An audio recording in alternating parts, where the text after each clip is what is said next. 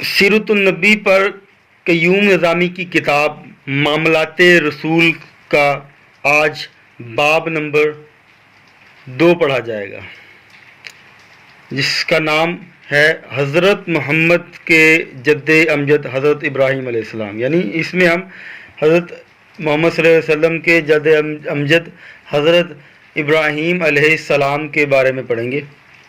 تو شروع کرتے ہیں، چلیں۔ حضرت محمد نے اس دین الہی کی تکمیل کی جس کی شمع حضرت آدم علیہ السلام، حضرت نوح علیہ السلام، حضرت ابراہیم علیہ السلام، حضرت داؤد علیہ السلام، حضرت موسیٰ علیہ السلام اور حضرت عیسیٰ علیہ السلام نے روشن کی تھی۔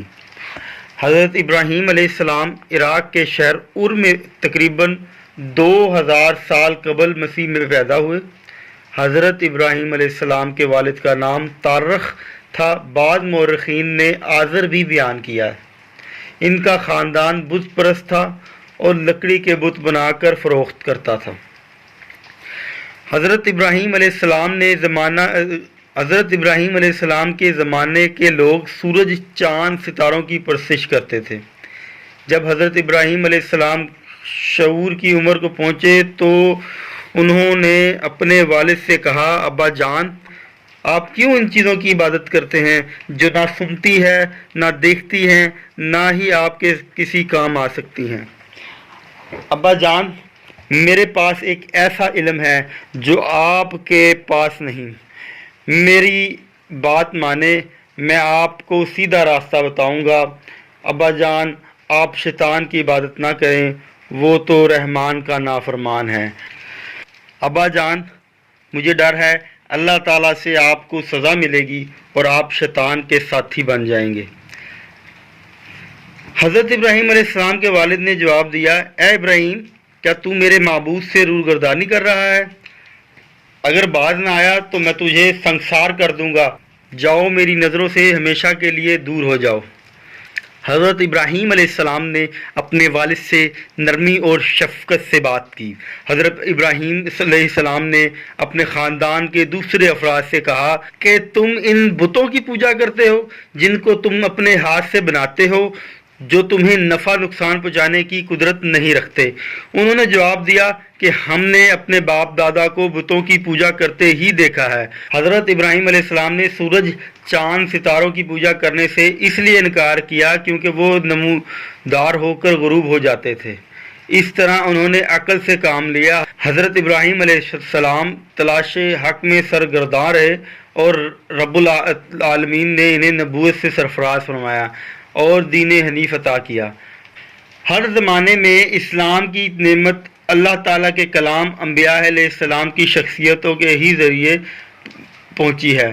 اللہ نے انبیاء علیہ السلام کو اپنے دین کی تبلیغ، انسانوں کی زندگیاں سنوارنے کے لیے مبعوث کیا تاکہ بگڑے ہوئے معاشرے کو اخلاقی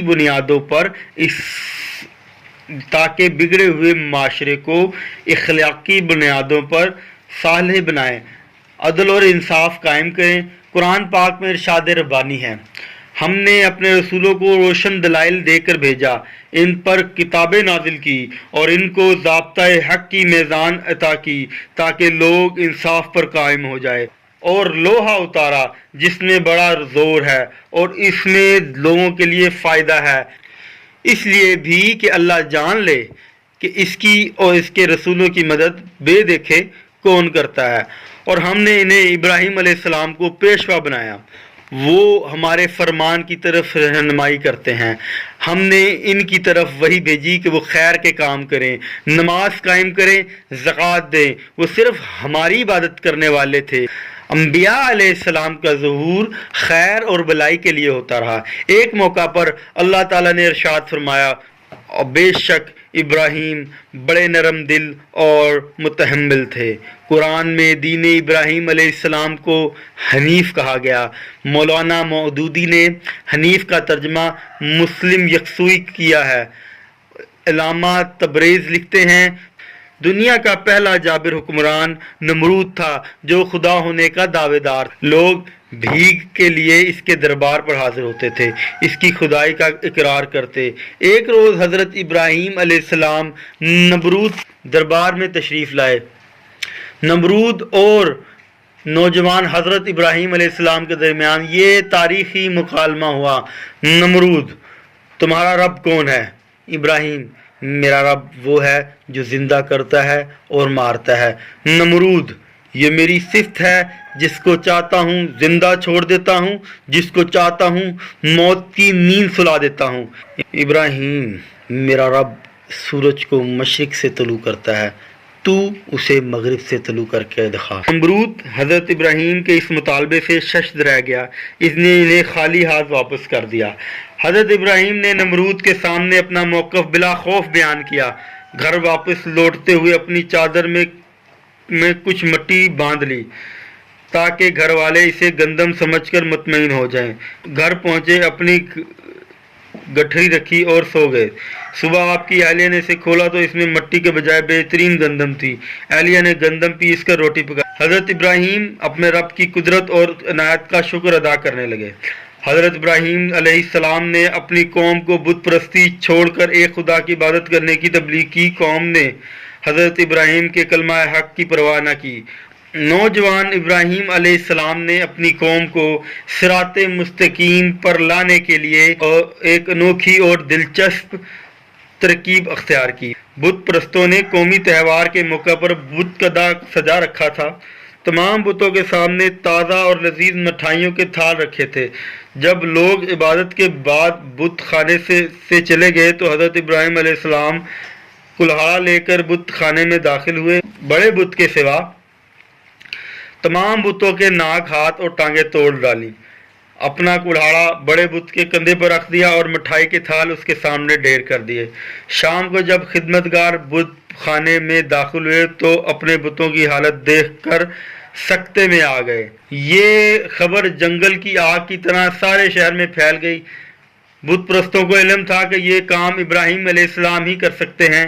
انہیں عوامی عدالت میں طلب کیا گیا اور پوچھا گیا، اے ابراہیم، ہمارے بتوں کے ساتھ یہ حرکت تم نے کی ہے؟ حضرت ابراہیم علیہ السلام نے جواب دیا، اے عقل کے اندھو، مجھ سے کیا پوچھتے ہو؟ کیا تم دیکھتے نہیں کلہاڑا بڑے بت کے کندھے پر لٹکا ہے؟ مٹھائی کے تھال بھی اسی کے سامنے پڑے ہیں۔ اپنے اس بڑے بت سے پوچھ لو کہ یہ حرکت کس نے کی ہے۔ وہ اگر حقیقت سے پردہ اٹھا سکتا ہے تو اٹھا دے۔ بت پرست حضرت ابراہیم علیہ السلام کا جواب سن کر دم بخود رہ گئے اور کہنے لگے، اے ابراہیم، آپ جانتے ہیں یہ بت بول نہیں سکتے۔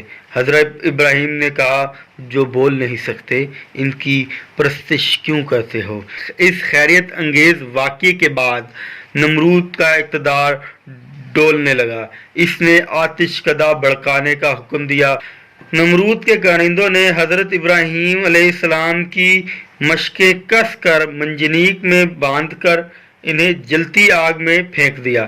اس وقت حضرت ابراہیم علیہ السلام کی زبان پر یہ الفاظ تھے، میرے لیے اللہ ہی کافی ہے اور وہ سچا اور وہ اچھا کارساز ہے۔ بت پرست یہ معجزہ دیکھ کر حیران رہ گئے کہ آگ ٹھنڈی ہو گئی اور حضرت ابراہیم علیہ السلام زندہ سلامت رہے۔ اس موقع پر انہوں نے عقل کے بجائے عشق کا مظاہرہ کیا۔ قرآن پاک میں ارشاد ہے، ہم نے حکم دیا ہے آگ ابراہیم علیہ السلام کے لیے ٹھنڈی امن والی بن جا۔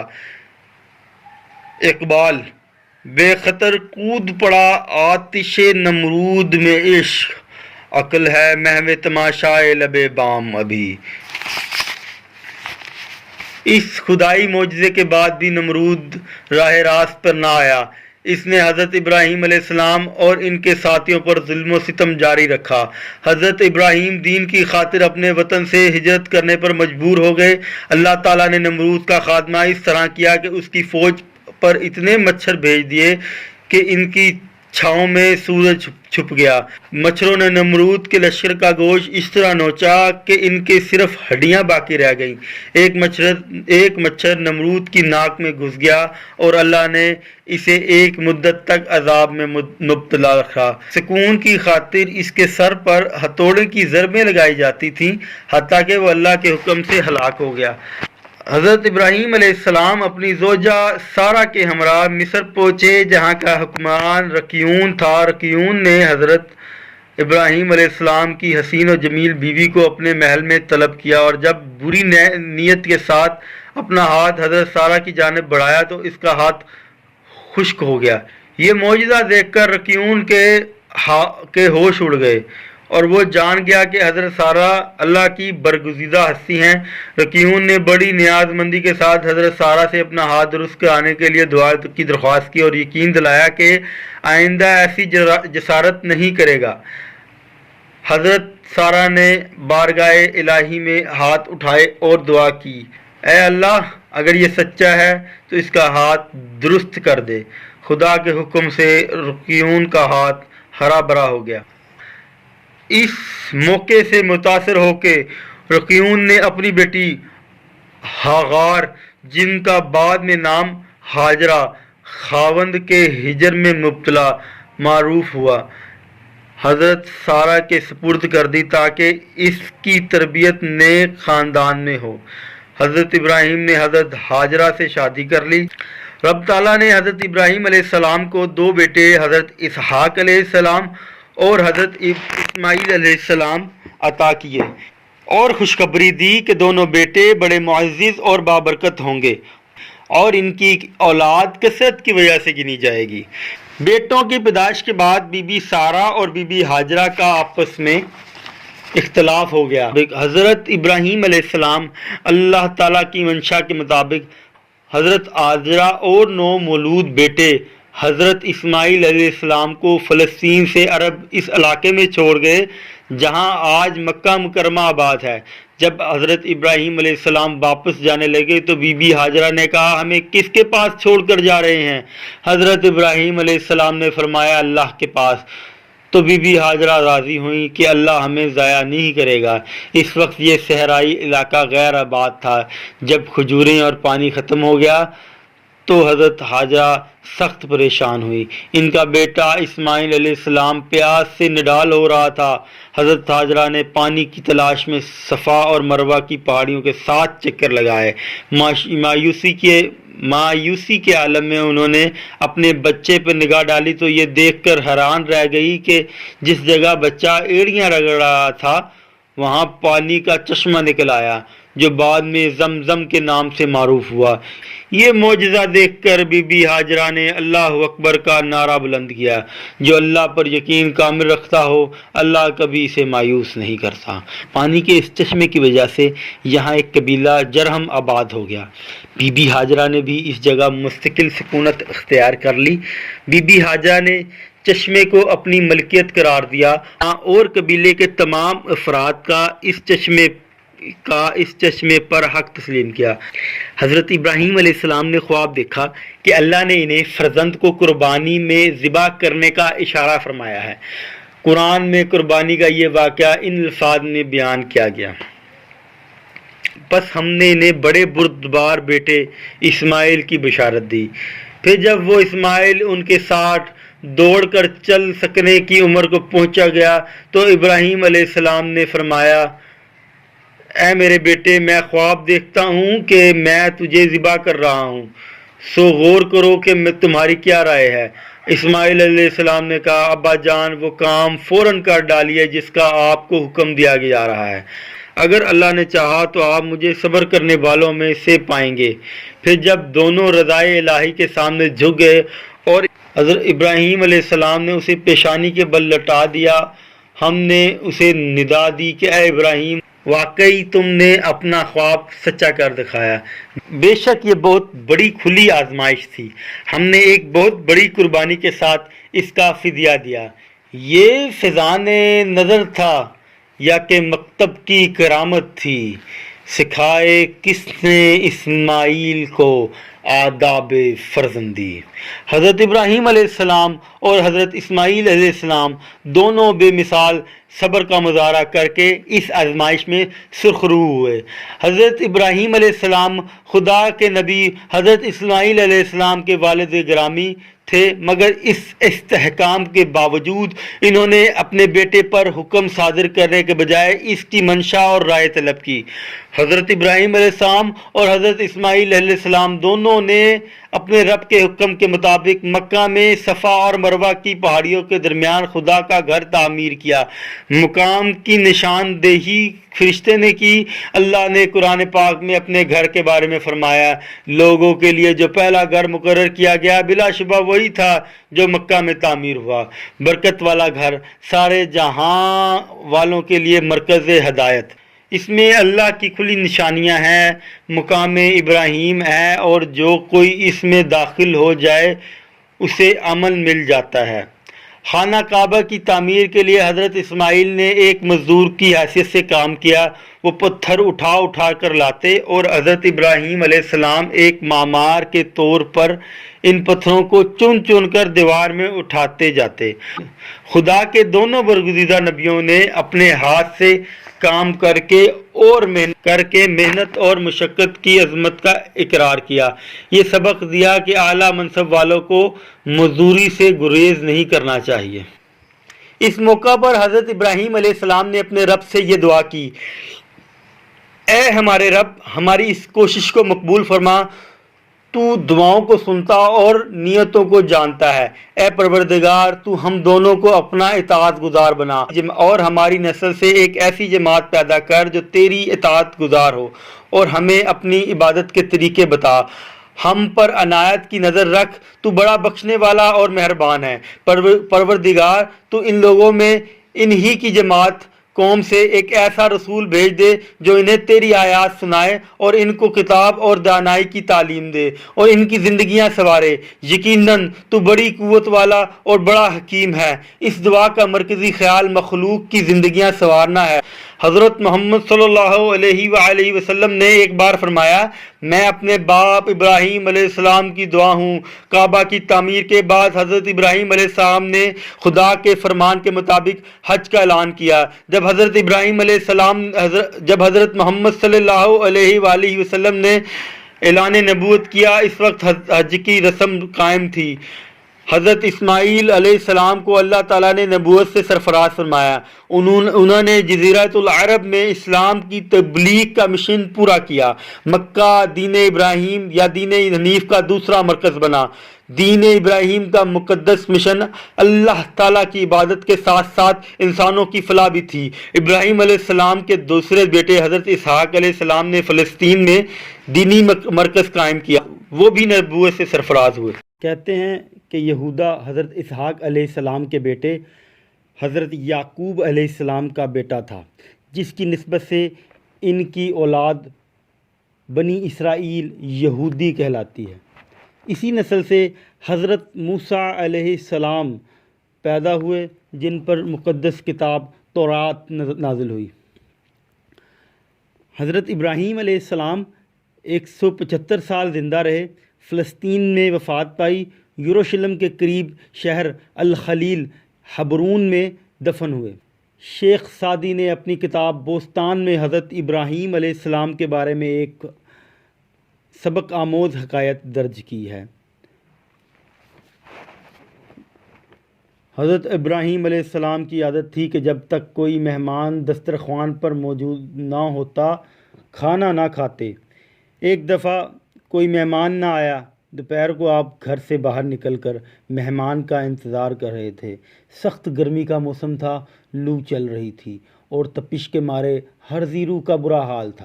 دیکھتے کیا ہیں، دور سے ایک بوڑھا گرتا پڑتا چلا آ رہا ہے۔ اس کے کپڑے پھٹے ہوئے ہیں اور جسم گرد و غبار سے اٹا پڑا ہے۔ حضرت ابراہیم علیہ السلام نے بڑے شوق سے اس مہمان کا استقبال کیا اور خوشی خوشی اسے مکان کے اندر لے گئے۔ دسترخوان چنا گیا اور آپ نے بسم اللہ کہہ کر لقمہ توڑا۔ مہمان نے اللہ کا نام لیے بغیر کھانا شروع کر دیا۔ حضرت ابراہیم علیہ السلام کو تعجب ہوا۔ پوچھنے پر اس نے جواب دیا کہ میں اللہ کو مانتا ہی نہیں۔ حضرت ابراہیم علیہ السلام کا اتنا سننا تھا کہ غصے سے بے تاب ہو گئے اور اسے اسی حال میں کھائے پیے بغیر گھر سے باہر نکال دیا۔ اس کے بعد فوراً ہی اللہ تعالیٰ کی طرف سے وحی آئی اور حضرت ابراہیم علیہ السلام سے کہا گیا کہ میں نے اپنے بندے کو 100 سال تک کھانا پانی دیا اور اس کی ہر ضرورت کو پورا کیا، لیکن تم سے یہ بھی نہ ہو سکا کہ میرے بندے کو ایک وقت کا کھانا ہی کھلا سکتے۔ اس حکایت کا سبق یہ ہے کہ کوئی شخص اس وقت تک خدا پرست نہیں ہو سکتا جب تک اسے انسانوں سے محبت نہ ہو۔